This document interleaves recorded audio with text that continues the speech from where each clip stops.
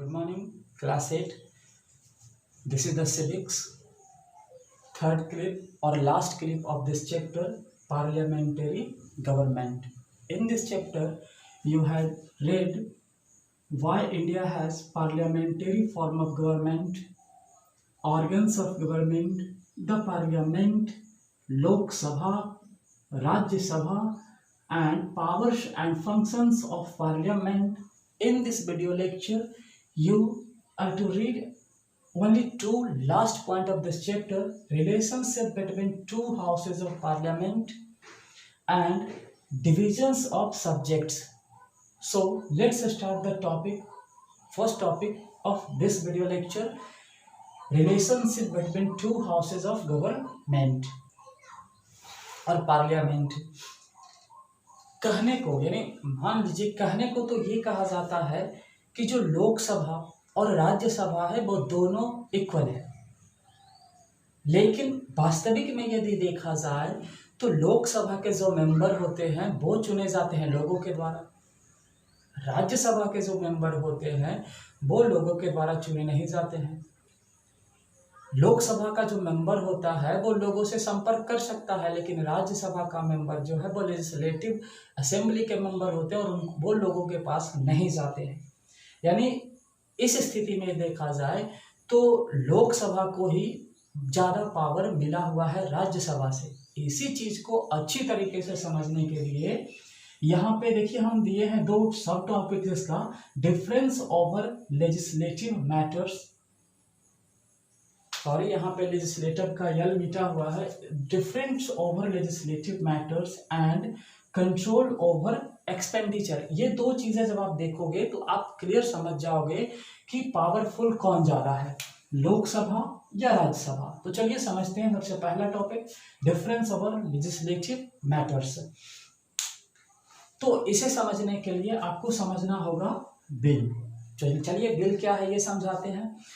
ऐसा कहा जाता है कि जो पार्लियामेंट होता है वो लोगों की वेल बीइंग्स के लिए क्या करती है, रूल्स बनाती है, और यही रूल्स फिर क्या होती है कि आगे चल के लॉज का रूप लेती है और लोग इसको फॉलो करते हैं. तो पार्लियामेंट जिन सब्जेक्ट्स के ऊपर लॉ बनाती है, चाहे वो यूनियन हो, यहाँ पे लिस्ट में यूनियन हो, स्टेट हो या कंकरेंट लिस्ट हो, जिन लिस्ट से वो रूल्स या लॉज बनाती है एंड वही लॉ क्या होता है, सेंटर और स्टेट दोनों पे लागू होता है, उसी लॉ को बिल कहा जाता है. आप ध्यान से इसका इंग्लिश भी सुन लीजिए. The parliament makes a law on all subjects listed in union list and state list. The process of law making is the same at the centre and state. यानी लॉ बनाने का सेंटर और state में same process है. When a suggested law, जब एक law suggest कर दिया गया, पास कर दिया गया, इंट्रोड्यूस्ड, जब एक सजेस्टेड लॉ इंट्रोड्यूस किया जाता है तो उसी सजेस्टेड लॉज को कहा जाता है बिल. तो ये जो बिल है, इस बिल को सजेस्ट करने में, पास करने में 3 स्टेज से क्रॉस करना पड़ता है. पहला है इंट्रोडक्शन, दूसरा है डिस्कशन एंड तीसरा है एक्सेप्शन एंड रिजेक्शन. तो सबसे पहले हम समझते हैं इंट्रोडक्शन को.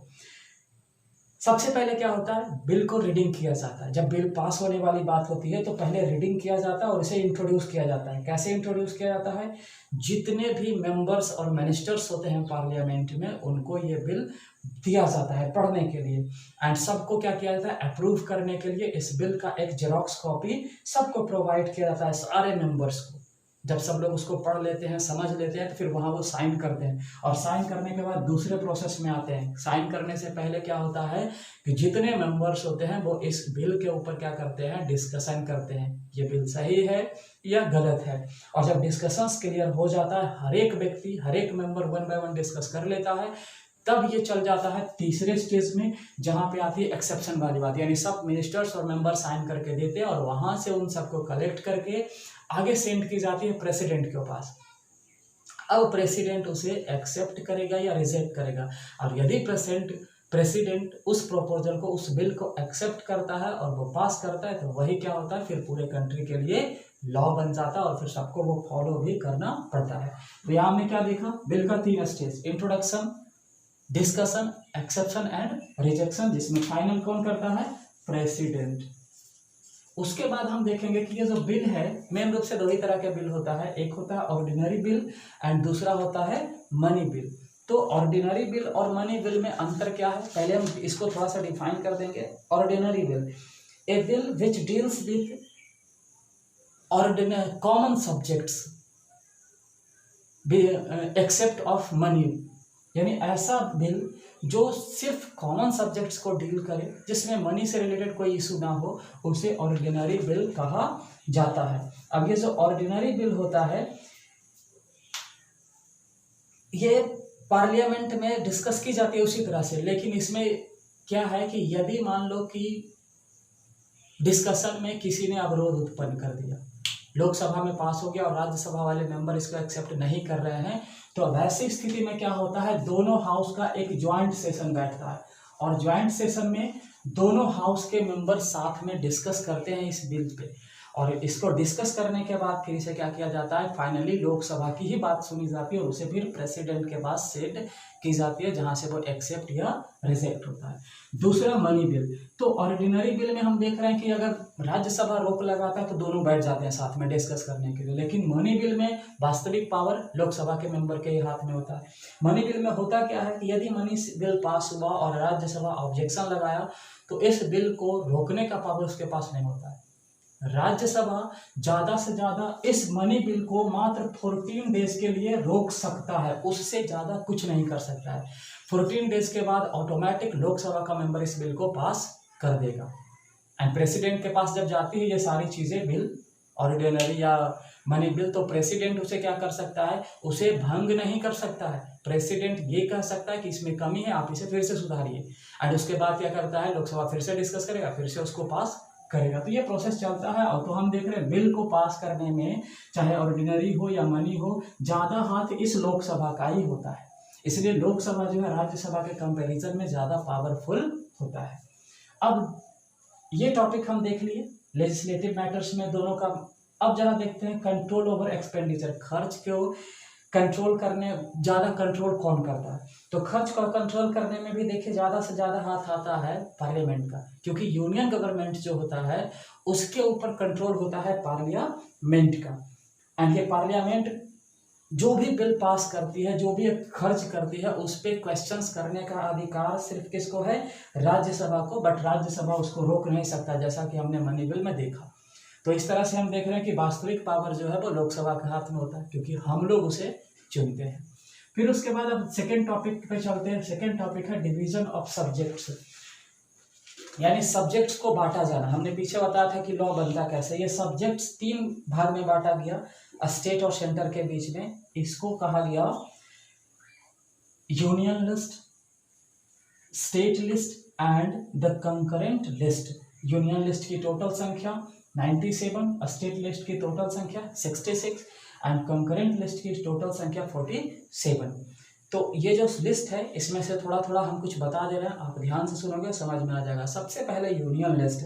यूनियन लिस्ट में आता है railways, national highways, shipping, Airways, foreign affairs, international contacts, UNO, metrology, army, air force, navy, post and telegraph, wireless, ऐसी बहुत से सब्जेक्ट है 97, जिसके लिए रिस्पॉन्सिबल सिर्फ कौन होगा, सिर्फ यूनियन लिस्ट होगा।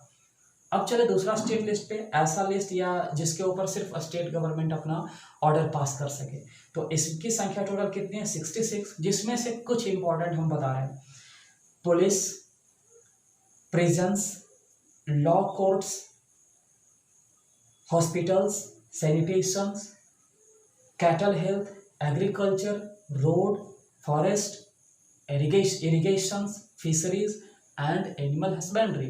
इसी तरह से तीसरा चलते हैं कंकरेंट लिस्ट, ऐसा लिस्ट जिसके ऊपर दोनों मिलकर डिस्कशन करें, स्टेट गवर्नमेंट और सेंट्रल गवर्नमेंट दोनों एक साथ मिलकर कर सके, और यदि मतभेद होता है तो सिर्फ सेंट्रल गवर्नमेंट ही उसे पास कर सकता है। इसका मेन कौन है, marriage, medical profession, joint family, other profession, books, newspaper, ETC. तो ये हम क्या देख रहे हैं कि आज हम 2 टॉपिक देखे, relationship between 2 houses of parliament and second topic division of subjects between central and state government.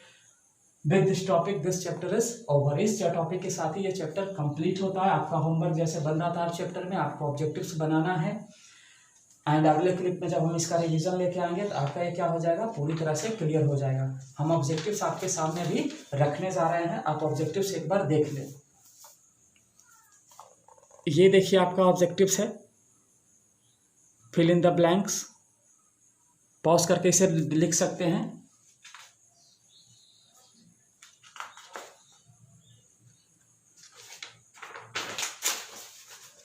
और ये आगे देखिए अगला ऑब्जेक्टिव है यहाँ पे ट्रू फॉल्स। फिर उसके बाद है tick the correct option, answer in question short. तो बनाइए इन सबको। इसी के साथ मैं इस टॉपिक को कवर करता हूँ। That's all.